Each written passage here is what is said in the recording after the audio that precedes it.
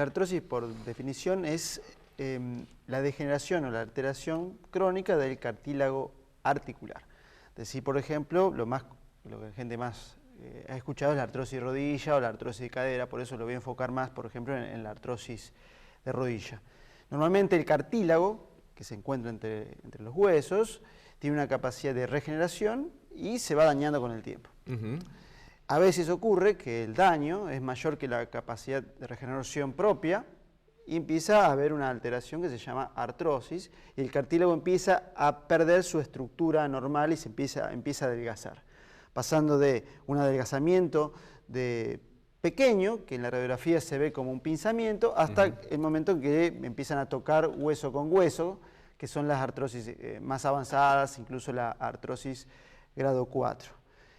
Generalmente el paciente, por ejemplo, una artrosis de rodilla, para hacerlo simple, va a sentir dolor al caminar, que eso es una artrosis generalmente entre el fémur y la tibia, o un dolor que a veces ocurre cuando se levanta de la silla o cuando se agacha, o cuando sube una escalera, y en ese caso es una artrosis entre otros huesos, que sería entre el fémur y la rótula que está delante. Es decir, dependiendo de la semiología o de lo que el paciente relata, uno se orienta a cuáles pueden ser las superficies articulares alteradas. ¿Cuáles son las causas? Bueno, una de las causas es eso, es un poco el envejecimiento. Otro es que la carga que soporta la articulación es mayor a la capacidad de absorción de esa carga, ejemplo en las personas con sobrepeso. También eso ocurre en las personas que pueden tener un peso normal o sobrepeso y tienen mala masa muscular. Los músculos ayudan también a amortiguar, no son solamente las articulaciones.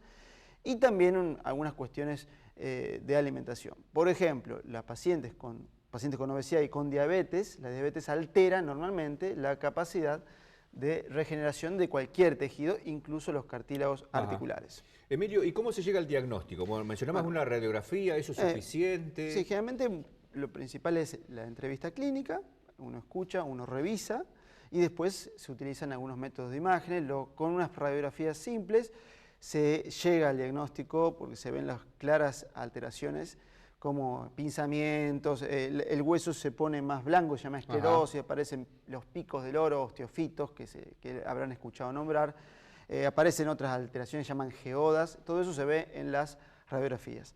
Si uno quiere alguna cosa más completa y para ver otras cosas se pueden usar otros métodos como la resonancia, pero eso no es para diagnosticar la artrosis, sino en sí para ver algunas otras cosas más. Bien. O sea, con las placas de alcance. Sí. ¿Hay una edad que vos recomendarías, empezar a hacerse estudios por la posibilidad de tener artrosis? En realidad, no habría una edad. Generalmente, de rutina, no se hacen estudios para ver si la persona tiene artrosis. O sea, si una persona viene a mi consultorio y no tiene dolores de rodilla, yo no le voy a pedir una radiografía de rodilla. Y eso, si bien no era el tema de hoy, es interesante decirlo, a veces se piden estudios innecesarios que generan más estrés en la persona. Ejemplo, la persona no le duele la rodilla, le haces una radiografía de rodilla y hay algo de artrosis que el paciente no le duele y no tiene síntomas, después la persona va a tener miedo y va a dejar de hacer actividad física por el sencillo acto de haberse hecho una radiografía. Eso se llama infoxicación, la intoxicación mental que origina una información innecesaria. Bien. Entonces eso hay que evitarlo. ¿Cuál es el tratamiento? Bueno, el tratamiento es desde medidas simples a más complejas. Lo más simple es resolver el problema de la carga de la articulación y su capacidad de carga. Entonces, ¿cómo bajamos la carga? Bueno, si el paciente tiene sobrepeso, lo introducimos en un programa de alimentación para bajar el peso. Eso es fundamental. Y después hay cuestiones que tienen que ver con el fortalecimiento muscular de la región afectada, con a veces trabajo kinesiológico asociado, suplementación vitamínica, si es necesaria, suplementación hormonal, en caso de que la persona, por ejemplo, tenga un hipotiroidismo o cualquier otro problema. Y después, en caso de que con estas medidas simples la cuestión no alcance, se llega a otras medidas de medicina regenerativa. ¿Y qué es esto? Anteriores a las quirúrgicas.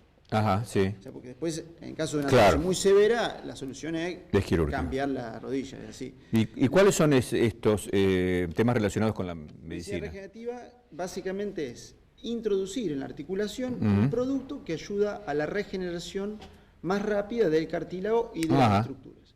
Hay distintos productos, lo más simple es la inyección de dextrosa, que es bastante suave, pero con el correr de los tratamientos la cosa empieza a andar, y si no, productos más avanzados que son biológicos y se extraen desde la propia persona, como el plasma rico en plaquetas, en el cual lo que nosotros hacemos es extraemos una muestra de sangre y a partir de esa sangre se extraen los glóbulos blancos y las plaquetas, que tienen capacidad de regeneración. Ajá. Eso lo hace una bioquímica especializada en un centro donde tenemos cabina de flujo laminar para que no se contamine, hay un montón de cosas que hacer. Y eso se inyecta solo o con una mezcla que se hace con ácido hialurónico, que eso es un producto que se consigue en farmacias.